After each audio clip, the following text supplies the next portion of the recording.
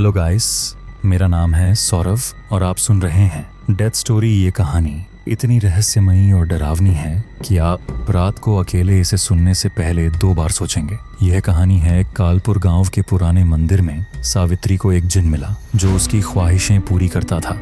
लेकिन जब जिन ने उससे प्यार का दावा किया तो अब गांव की हर सांस जिन के प्यार की कीमत चुका रही है। यह बात है साल 2005 की। जगह थी राजस्थान के एक छोटे से गांव की जिसका नाम था कालपुर। ये गांव रेगिस्तान के बीचों बीच बसा था, जहां दिन में सूरज की तपिश और रात में ठंडी हवाएं लोगों की जिंदगी का हिस्सा थीं। गांव के बाहर एक पुराना जीर्ण शीर्ण मंदिर था जिसके बारे में लोग कहते थे कि वहां कोई साधु बाबा रहता था जो लोगों की मनोकामनाएं पूरी करता था। लेकिन कोई भी उस मंदिर के पास रात को जाने की हिम्मत नहीं करता था। गांव की एक लड़की थी जिसका नाम था सावित्री। सावित्री 19 साल की थी, दिखने में साधारण लेकिन दिल की बहुत साफ। वो अपने माँ बाप की इकलौती बेटी थी और गांव के स्कूल में बच्चों को पढ़ाने का काम करती थी। सावित्री की जिंदगी बहुत साधारण थी। सुबह स्कूल जाना, बच्चों को पढ़ाना, फिर घर आकर माँ का हाथ बटाना। लेकिन उसके मन में एक छोटी सी ख्वाहिश थी। वो अपने गांव को बेहतर बनाना चाहती थी। गांव में पानी की बहुत कमी थी और स्कूल की हालत भी बहुत खराब थी। वो हमेशा सोचती, काश मेरे पास इतना पैसा हो कि मैं स्कूल की मरम्मत करवा सकूं, बच्चों के लिए किताबें ला सकूं और गांव में पानी की व्यवस्था कर सकूं। लेकिन ये सिर्फ ख्वाहिशें थीं, क्योंकि उसके पास तो 2 वक्त की रोटी के लिए भी मुश्किल से पैसे होते थे। एक दिन की बात है, सावित्री स्कूल से लौट रही थी।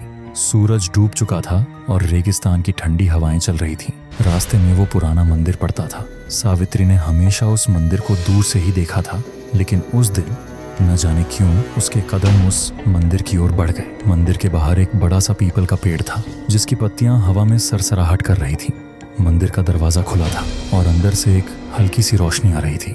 सावित्री को लगा शायद कोई दिया जल रहा है। उसने सोचा, चलो दर्शन कर लेती हूँ। जैसे ही वो मंदिर के अंदर दाखिल हुई, उसे एक अजीब सी ठंडक महसूस हुई। मंदिर में कोई मूर्ति नहीं थी, बस एक बड़ा सा पत्थर बीच में रखा था जिसके ऊपर कुछ अजीब से निशान बने थे। सावित्री ने उस पत्थर को देखा और उसे लगा जैसे वो पत्थर उसे देख रहा हो। अचानक उसे अपने पैरों के पास कुछ हलचल सी महसूस हुई। उसने नीचे देखा, लेकिन वहां कुछ नहीं था। वो घबरा गई और जल्दी से बाहर निकलने लगी। लेकिन जैसे ही वो दरवाजे की ओर बढ़ी, उसे एक आवाज सुनाई दी, रुक जाओ सावित्री। सावित्री के पैर वहीं थम गए। उसने पीछे मुड़कर देखा, लेकिन वहां कोई नहीं था। आवाज गहरी और रहस्यमयी थी, जैसे कोई बहुत पास से बोल रहा हो। उसने डरते हुए पूछा, कौन है?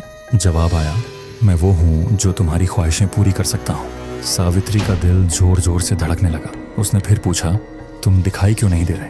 आवाज ने कहा, मुझे देखने की जरूरत नहीं, बस इतना जान लो मैं तुम्हारी हर ख्वाहिश पूरी कर सकता हूँ, लेकिन एक शर्त है। सावित्री ने डरते हुए पूछा, क्या शर्त? आवाज ने जवाब दिया, तुम्हें मुझे हर रात बुलाना होगा और अगर तुमने मुझे बुलाना बंद किया तो तुम्हें कीमत चुकानी पड़ेगी। सावित्री को समझ नहीं आ रहा था कि वो क्या करे। उसका दिमाग कह रहा था कि भाग जाए, लेकिन उसका दिल उसकी ख्वाहिशों को याद कर रहा था।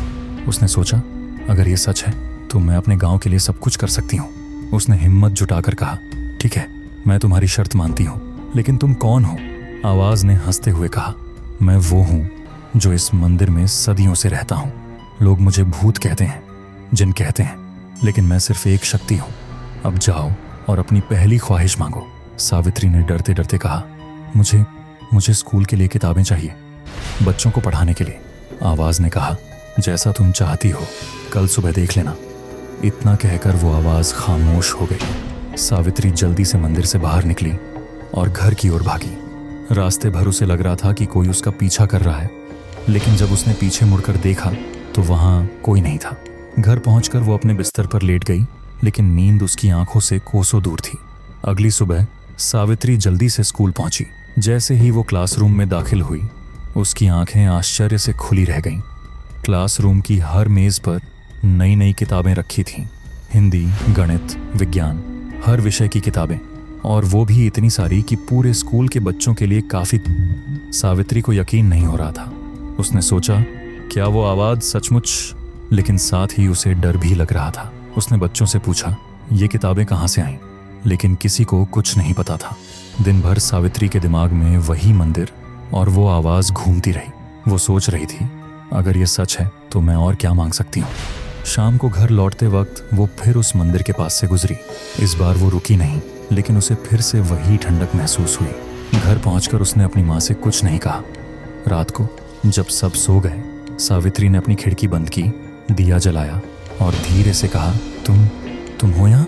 कुछ पल की खामोशी के बाद वही आवाज आई, हाँ मैं हूँ, बोलो तुम्हारी अगली ख्वाहिश क्या है? सावित्री ने एक गहरी सांस ली। उसका मन कह रहा था कि रुक जाए, लेकिन उसकी ख्वाहिशें उसे रोक नहीं रही थी। उसने कहा, मुझे गांव के लिए पानी चाहिए, एक कुआं जो कभी न सूखे। आवाज ने जवाब दिया, तुम्हारी ख्वाहिश पूरी होगी, लेकिन याद रखो मुझे हर रात बुलाना। इतना कहकर वो आवाज फिर खामोश हो गई। सावित्री के दिल में एक अजीब सा डर और उत्साह दोनों थे। उसे नहीं पता था कि उसने जो रास्ता चुना है वो उसे कहाँ ले जाएगा। अगली सुबह सावित्री की नींद एक अजीब सी खुशबू से खुली। ये खुशबू न तो फूलों की थी, न ही किसी इत्र की। ये कुछ ऐसा था जैसे गीली मिट्टी और पुरानी लकड़ी का मिश्रण। उसने खिड़की खोली और बाहर का नजारा देखकर उसकी आंखें फटी रह गईं। गांव के बीचों बीच, जहां पहले सिर्फ सूखी जमीन थी, वहां अब एक बड़ा सा कुआं था। कुआं इतना गहरा और साफ था कि उसका पानी चमक रहा था। गांव वाले इकट्ठा होकर उस कुएं को देख रहे थे और सबके चेहरों पर आश्चर्य और खुशी थी। सावित्री जब कुएं के पास पहुंची तो गांव की बुजुर्ग दादी, जिन्हें सब दादी माँ कहते थे, ने उसे देखकर कहा, ये कुआं रातों रात कहाँ से आ गया? ये तो कोई चमत्कार है। सावित्री ने हंसकर टाल दिया, दादी माँ, शायद कोई सरकारी योजना होगी। लेकिन उसके दिल में एक अजीब सा डर बैठ गया था। उसे याद आया कि उसने रात को शक्ति से यही ख्वाहिश मांगी थी। वो सोचने लगी, क्या ये सचमुच उसी का किया हुआ है? दिन भर गांव में कुएं की ही चर्चा थी। लोग पानी निकाल रहे थे, बच्चे कुएं के आसपास खेल रहे थे और सब सावित्री की तारीफ कर रहे थे। गांव के सरपंच ने कहा, सावित्री, तुम्हारे स्कूल में किताबें आईं और अब ये कुआं, तुम सचमुच हमारे गांव की शान हो। सावित्री को ये सुनकर अच्छा तो लगा, लेकिन साथ ही वो शक्ति की बातें उसके दिमाग में घूम रही थी। रात को जब वो अपने कमरे में अकेली थी, उसने फिर से दिया जलाया और धीरे से कहा, तुमने मेरी ख्वाहिश पूरी की, शुक्रिया। कमरे में अचानक हवा का एक ठंडा झोंका आया और वही गहरी आवाज गूंजी, सावित्री, मैंने कहा था ना, मैं तुम्हारी हर ख्वाहिश पूरी करूंगा। बोलो अब क्या चाहिए? सावित्री ने एक पल सोचा। उसका मन कह रहा था कि रुक जाए, लेकिन गांव की तारीफें और बच्चों की मुस्कानें उसके सामने थीं। उसने कहा, मुझे स्कूल की मरम्मत चाहिए, दीवारें टूटी हैं, छत टपकती है, बच्चों को अच्छा स्कूल चाहिए। आवाज ने जवाब दिया, जैसा तुम चाहती हो, लेकिन याद रखो मुझे हर रात बुलाना। इतना कहकर वो खामोश हो गई। अगली सुबह सावित्री स्कूल पहुंची और एक बार फिर उसका मुंह खुला रह गया। स्कूल की दीवारें नई नई चमक रही थीं, छत पूरी तरह ठीक थी और हर क्लासरूम में नई बेंचें और ब्लैक बोर्ड थे। बच्चों की खुशी देखकर सावित्री का दिल भर आया, लेकिन इस बार उसे कुछ अजीब सा भी लगा। स्कूल के बाहर जमीन पर कुछ अजीब से निशान थे, जैसे किसी ने रात में वहां कुछ खोदा हो। उसने स्कूल के चौकीदार से पूछा, रामू काका, ये निशान क्या है? रामू काका ने कहा, पता नहीं बेटी, रात को तो मैं सोया था। शाम को सावित्री अपनी सहेली माया से मिलने गई। माया उसी गांव की थी और सावित्री की सबसे अच्छी दोस्त थी। माया ने हंसते हुए कहा, सावित्री, तू तो जादूगरनी बन गई है। पहले किताबें, फिर कुआं और अब स्कूल। बता क्या राज है? सावित्री ने हंसकर टाल दिया, लेकिन माया ने उसका हाथ पकड़कर कहा, सच बता, कुछ तो बात है, तू पहले जैसी नहीं लग रही। सावित्री ने कुछ नहीं कहा, लेकिन माया की बातें उसके दिमाग में घूमने लगीं। उस रात सावित्री जब घर लौटी तो उसे अपने कमरे में फिर वही अजीब सी खुशबू आई, लेकिन इस बार खुशबू के साथ एक हल्की सी सरसराहट भी थी, जैसे कोई पत्तियां रगड़ रही हों। उसने खिड़की की तरफ देखा, लेकिन बाहर कुछ नहीं था। वो बिस्तर पर लेट गई, लेकिन उसे ऐसा लग रहा था जैसे कोई उसे देख रहा हो। अचानक उसकी मेज पर रखा दिया बिना हवा के हल्का सा डगमगाया। सावित्री ने डरते हुए कहा, तुम हो यहाँ?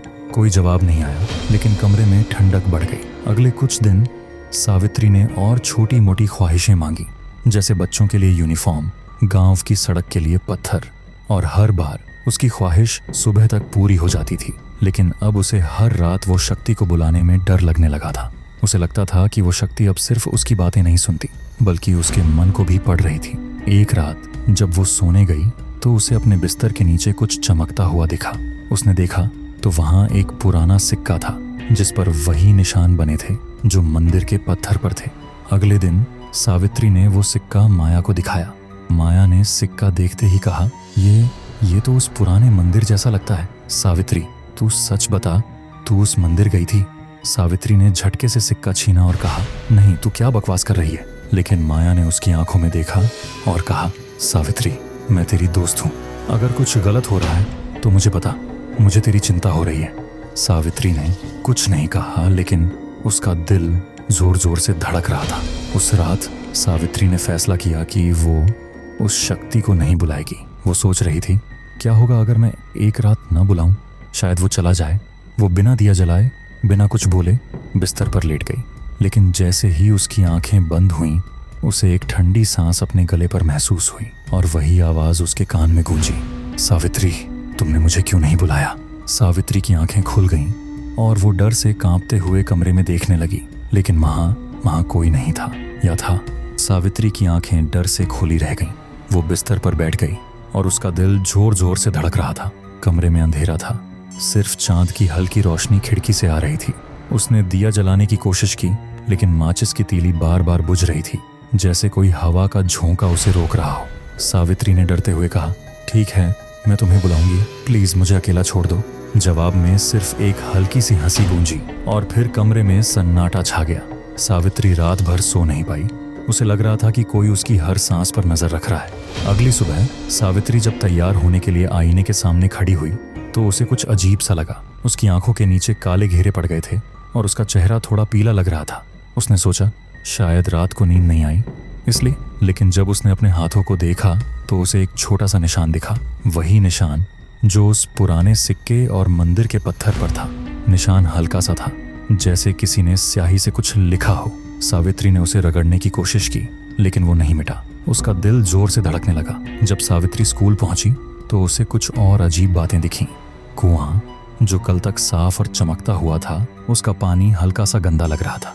कुछ गांव वालों ने शिकायत की कि पानी का स्वाद कड़वा हो गया है। एक बच्चे ने कहा, मैम, इस पानी में से अजीब सी गंध आ रही है। सावित्री ने पानी को सूंघा और वही गीली मिट्टी और पुरानी लकड़ी की खुशबू थी जो उसे अपने कमरे में महसूस हुई थी।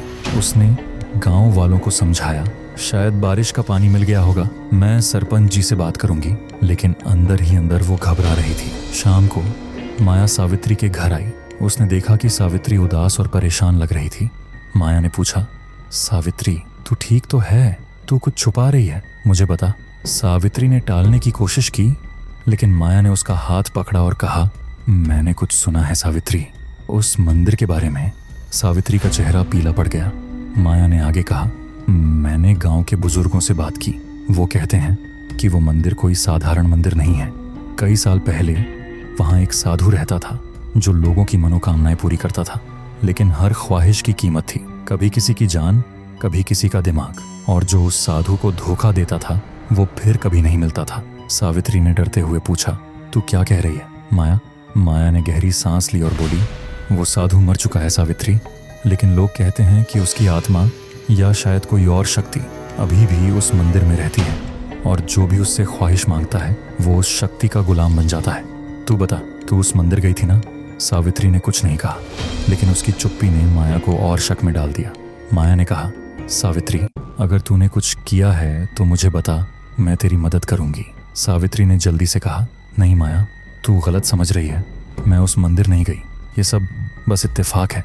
लेकिन उसकी आवाज में डर साफ झलक रहा था। माया ने कुछ नहीं कहा, लेकिन उसने मन ही मन ठान लिया कि वो इस राज को खोलेगी। उस रात सावित्री ने फिर से दिया जलाया और डरते डरते उस शक्ति को बुलाया। तुम हो यहाँ? वही गहरी आवाज गूंजी। हाँ सावित्री, तुमने मुझे बुलाया, ये अच्छा किया, बोलो अब क्या चाहिए? सावित्री ने कहा, मुझे कुछ नहीं चाहिए, बस ये सब रुक जाए, मैं डर रही हूँ। आवाज ने हंसते हुए कहा, रुक जाए? अब तो बहुत देर हो चुकी है सावित्री, तुमने मुझसे वादा किया था, अब तुम मेरी हो। उस रात सावित्री को नींद नहीं आई। उसे बार बार लग रहा था कि कोई उसके कमरे में है। अचानक उसकी खिड़की अपने आप खुल गई और ठंडी हवा के साथ वही अजीब सी खुशबू कमरे में भर गई।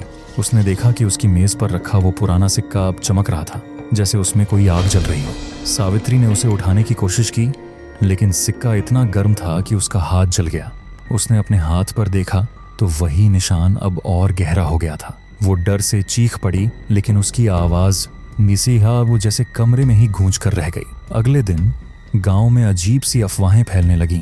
कुछ लोगों ने कहा कि कुएं के पास रात को अजीब सी आवाजें सुनाई दी। एक बच्चे ने बताया कि उसने स्कूल की छत पर एक साये को देखा जो सावित्री की तरह दिखता था, लेकिन उसकी आंखें लाल थीं। सावित्री को ये सब सुनकर और डर लगने लगा। वो सोच रही थी, क्या मैंने कोई गलती कर दी? क्या ये शक्ति अब मुझे छोड़ेगी नहीं? उसने माया से मिलने का फैसला किया, लेकिन माया उस दिन गांव में नहीं थी। बाद में उसे पता चला कि माया उस मंदिर के बारे में और जानकारी लेने शहर गई थी। उस रात सावित्री ने फिर से उस शक्ति को बुलाया, लेकिन इस बार उसने गुस्से में कहा, तुम मुझे डरा क्यों रहे हो? मैंने तुमसे बस गांव के लिए अच्छा मांगा था, अब ये सब क्या है? जवाब में कमरे में अचानक अंधेरा छा गया और वही आवाज अब और गहरी और डरावनी लग रही थी। सावित्री, तुमने मेरे साथ सौदा किया था, अब तुम पीछे नहीं हट सकती। अगर तुमने मुझे छोड़ने की कोशिश की तो सिर्फ तुम नहीं, तुम्हारा पूरा गांव कीमत चुकाएगा।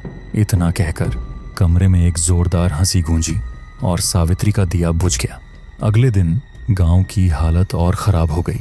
कुएं का पानी अब पूरी तरह जहरीला हो गया था और कुछ लोग बीमार पड़ने लगे। स्कूल की नई दीवारों पर अजीब अजीब निशान उभर आए थे और बच्चे डर के मारे स्कूल आने बंद हो गए। सावित्री को समझ आ गया था कि ये सब उस जिन की करतूत है। उसने माया से कहा, माया, मुझे कुछ करना होगा, मैं इस गांव को बर्बाद नहीं होने दूंगी। माया ने कहा, पंडित जी ने एक रास्ता बताया था, एक पूजा है जो इस जिन को भगा सकती है, लेकिन इसके लिए बहुत हिम्मत चाहिए, शायद कोई बड़ी कुर्बानी। सावित्री ने गहरी सांस ली और बोली, मैं तैयार हूँ माया, मैंने ये मुसीबत शुरू की और मैं ही इसे खत्म करूंगी। माया ने उसे गले लगाया और बोली, मैं तेरे साथ हूँ सावित्री, लेकिन सावधान रहना, वो जिन तुझे आसानी से नहीं जाने देगा। उस रात सावित्री ने जिन को नहीं बुलाया। वो अपने कमरे में अकेली बैठी थी और उसे लग रहा था कि कोई उसका पीछा कर रहा है। अचानक उसकी माँ की चीख सुनाई दी। सावित्री भागकर बाहर गई तो देखा कि उसकी माँ जमीन पर पड़ी थी और उनके पास वही पुराना सिक्का चमक रहा था। सावित्री ने चिल्लाकर कहा, तूने मेरी माँ के साथ क्या किया? जवाब में कमरे की हर खिड़की और दरवाजा जोर से बंद हो गया और वो गहरी आवाज गूंजी, ये सिर्फ शुरुआत है, अगर तूने मुझे फिर से नहीं बुलाया तो अगली बार तेरी माँ की सांसें रुक जाएंगी। सावित्री की चीखें कमरे में गूंज उठीं। सावित्री अपनी माँ को होश में लाने की कोशिश कर रही थी। उसकी माँ की सांसें धीमी थीं और उनका चेहरा पीला पड़ गया था। सावित्री ने रोते हुए माया को बुलाया और दोनों ने मिलकर उसकी माँ को बिस्तर पर लिटाया। माया ने सावित्री से कहा, सावित्री, हमें जल्दी करना होगा, वो जिन अब रुकने वाला नहीं है, हमें उस पंडित जी से मिलना होगा। सावित्री ने आंसू पोंछते हुए कहा, हाँ माया, मैं अपनी माँ को कुछ नहीं होने दूंगी, चल अभी चलते हैं। दोनों रात के अंधेरे में गांव के बाहर रहने वाले पंडित जी के पास गए। पंडित जी एक छोटे से कच्चे मकान में रहते थे जिसके बाहर एक तुलसी का पौधा था। सावित्री और माया ने उन्हें सारी बात बताई। पंडित जी ने गंभीर होकर कहा, बेटी, तुमने बहुत बड़ा खतरा मोल लिया, वो जिन बहुत ताकतवर है और उसने तुम्हें अपने चिन्ह से बांध लिया है। उन्होंने सावित्री के हाथ का निशान देखा और बोले, ये निशान उसकी शक्ति का हिस्सा है, अगर ये और गहरा हुआ तो वो तुम्हें पूरी तरह अपने कब्जे में ले लेगा। सावित्री ने कांपते हुए पूछा, पंडित जी, इसे रोकने का कोई उपाय है? पंडित जी ने कहा, हाँ, एक पूजा है जो उसे भगा सकती है, लेकिन इसके लिए तुम्हें मंदिर में जाना होगा और वहां से उसका स्रोत, वो पत्थर, नष्ट करना होगा और इस पूजा के लिए एक कुर्बानी देनी होगी। सावित्री ने डरते हुए पूछा, कैसी कुर्बानी? पंडित जी ने गहरी सांस ली और बोले, जिनको बांधने के लिए तुम्हें अपनी सबसे कीमती चीज छोड़नी होगी। ये तुम्हारा कोई प्रियजन हो सकता है या तुम्हारी कोई सबसे प्यारी याद, और अगर तुम कमजोर पड़ी तो जिन तुम्हें अपने साथ ले जाएगा। माया ने सावित्री का हाथ पकड़ा और कहा, सावित्री, तू ये कर सकती है, मैं तेरे साथ हूँ। पंडित जी ने उन्हें एक ताबीज दिया और कहा, इस ताबीज को पहनकर मंदिर जाओ, ये तुम्हें जिन की शक्ति से कुछ देर के लिए बचाएगा, लेकिन याद रखो, पूजा पूरी होने तक तुम्हें उसे बुलाना नहीं है। अगले दिन सावित्री और माया ने पूजा की तैयारी शुरू की, लेकिन गांव में हालात और बिगड़ गए। कुछ लोगों ने सावित्री के घर के बाहर पत्थर फेंके और चिल्लाए, ये लड़की हमारे गांव की मुसीबत है, इसे गांव से निकालो। सावित्री की माँ अब भी बीमार थी और सावित्री को लग रहा था कि हर पल जिन उसकी जिंदगी को और मुश्किल बना रहा है। उस रात सावित्री ने ताबीज पहना और माया के साथ मंदिर की ओर चल पड़ी, लेकिन रास्ते में उन्हें एक अजीब सी ठंडक महसूस हुई। माया ने डरते हुए कहा, सावित्री, मुझे लग रहा है कि वो हमें देख रहा है। जैसे ही वे मंदिर के पास पहुंचे, हवा में एक जोरदार गर्जना हुई और आसमान में काले बादल छा गए। सावित्री ने मंदिर का दरवाजा खोला, लेकिन अंदर जाते ही उसे अपने ताबीज में गर्मी महसूस हुई। अचानक जिनका साया उनके सामने प्रकट हुआ। उसने गुस्से में कहा, सावित्री, तू मुझे धोखा दे रही है। तूने सोचा कि तू मुझे रोक सकती है? सावित्री ने हिम्मत जुटाकर कहा, मैं तुमसे आजाद होंगी। तू मेरे गांव को बर्बाद नहीं कर सकता। जिन ने हंसते हुए कहा, ठीक है, आजमा कर देख, लेकिन पहले अपनी दोस्त को बचा। इतना कहकर माया जमीन पर गिर पड़ी और उसकी सांसें रुकने लगीं। सावित्री चीख पड़ी, माया नहीं! वो माया के पास भागी, लेकिन जिन ने हवा में एक दीवार सी बना दी। सावित्री ने रोते हुए कहा कि ठीक है, मैं तुझे बुलाऊंगी, बस माया को छोड़ दे। जिन ने कहा, तू अब मेरी है सावित्री, पूजा भूल जा। सावित्री ने ताबीज को मजबूती से पकड़ा और चिल्लाई, नहीं, मैं हार नहीं मानूंगी। उसने माया को उठाने की कोशिश की, लेकिन माया की हालत बिगड़ रही थी। सावित्री को समझ नहीं आ रहा था कि वो माया को बचाए या पूजा पूरी करे। सावित्री ने हिम्मत जुटाई और मंदिर के पत्थर की ओर बढ़ी। उसने पंडित जी द्वारा दी गई मंत्रों की माला पढ़नी शुरू की। जैसे ही उसने मंत्र पढ़े, पत्थर से काला धुआं निकलने लगा। जिन चीखा, रुक जा सावित्री, लेकिन सावित्री ने रुकने से मना कर दिया। उसने माला पूरी की और पत्थर में दरार पड़ने लगी, लेकिन तभी माया ने एक जोरदार चीख मारी और उसकी सांसें रुक गईं। सावित्री रुक गई और जिन ने हंसते हुए कहा, देखा सावित्री, तूने अपनी दोस्त को खो दिया, अब मेरे साथ चल। सावित्री की आंखों से आंसू बह रहे थे। उसने माया को हिलाने की कोशिश की, लेकिन माया बेसुध थी। सावित्री ने जिन की ओर देखा और चिल्लाई, तूने मेरी दोस्त को मारा, मैं तुझे कभी माफ नहीं करूंगी। जिन ने कहा, पूजा अधूरी है सावित्री, तू अब भी मेरे साथ आ सकती है, वरना अगली बारी तेरी माँ की है। सावित्री का दिल टूट चुका था, लेकिन उसने ताबीज को और मजबूती से पकड़ा। सावित्री माया के पास बैठी रो रही थी, लेकिन उसके दिमाग में पंडित जी की बातें गूंज रही थीं। पूजा पूरी करो, वरना जिन तुम्हें कभी नहीं छोड़ेगा। उसने एक गहरी सांस ली, ताबीज को मजबूती से पकड़ा और पत्थर की ओर बढ़ी। जिन का साया फिर से प्रकट हुआ और उसने गुस्से में कहा, सावित्री, तू अब भी नहीं मानी। तूने अपनी दोस्त खो दी, अब अपनी माँ को भी खो देगी। सावित्री ने आंसू पोंछते हुए कहा, तू मुझे डरा नहीं सकता। मैंने ये सब शुरू किया और मैं ही इसे खत्म करूंगी। सावित्री ने फिर से मंत्र पढ़ने शुरू किए। पत्थर से और ज्यादा काला धुआं निकलने लगा और मंदिर की दीवारें कांपने लगीं। जिन चीख रहा था, रुक जा सावित्री, तू नहीं जानती तू क्या कर रही है। लेकिन सावित्री ने रुकने से मना कर दिया। उसने ताबीज को पत्थर पर रखा और आखिरी मंत्र पढ़ा। पत्थर में एक जोरदार धमाका हुआ और वो टुकड़ों में बिखर गया। जिनका साया एक आखिरी चीख के साथ गायब हो गया। मंदिर में सन्नाटा छा गया। सावित्री थककर जमीन पर बैठ गई। उसने माया को देखा और उसे लगा कि माया की उंगलियां हिल रही हैं। वो भागकर माया के पास गई और उसकी सांसें धीरे धीरे लौट रही थीं। सावित्री की आंखों में खुशी के आंसू थे, लेकिन तभी उसे अपने सीने में एक तेज दर्द महसूस हुआ। उसने अपने ताबीज को देखा जो अब काला पड़ चुका था। उसे पंडित जी की बात याद आई, कुर्बानी तुम्हारी सबसे कीमती चीज होगी। सावित्री को समझ आ गया कि उसकी कुर्बानी उसकी जिंदगी थी। माया, मेरी माँ का ख्याल रखना और गांव को बता देना कि मैंने ये सब उनके लिए किया। माया ने कांपते हुए पूछा, सावित्री, तू क्या कह रही है? लेकिन सावित्री का शरीर धीरे धीरे कमजोर पड़ रहा था। उसने आखिरी बार मुस्कुराया और उसकी आंखें बंद हो गईं। माया चीख पड़ी, लेकिन सावित्री अब इस दुनिया में नहीं थी। मंदिर के बाहर एक ठंडी हवा चली और वो पुराना सिक्का जमीन में समा गया। माया गांव लौटी और सबको सावित्री की कहानी बताई। गांव वालों को अपनी गलती का एहसास हुआ। कुआं फिर से साफ हो गया, फसलें लहलहाने लगी और स्कूल फिर से बच्चों की हंसी से गूंज उठा। लेकिन सावित्री अब कभी नहीं लौटी। कुछ लोग कहते हैं कि रात को मंदिर के पास एक लड़की का साया दिखता है जो बच्चों की किताबें बांट रही होती है।